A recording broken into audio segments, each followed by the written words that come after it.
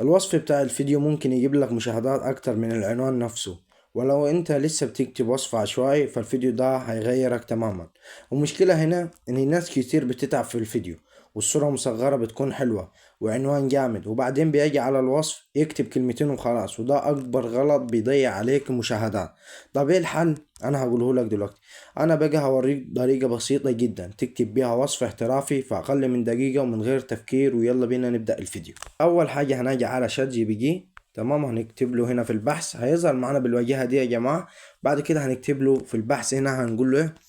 عايزين وصف يكون لفكرة فيديو عن كذا مثلا، زي ما انت عايز فكرة الفيديو بتاعتك بتتكلم عن ايه، واكتب الفكرة هنا. انا مثلا بقول له عن فكرة فيديو عن شروط الربح من اليوتيوب، وتكون جذابة، تمام، وتبعتها له كده.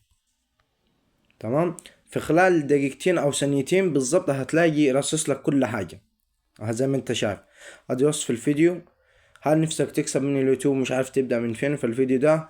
يعني زي ما انت شايف اهو، بص كل حاجة وصف ادي الفيديو.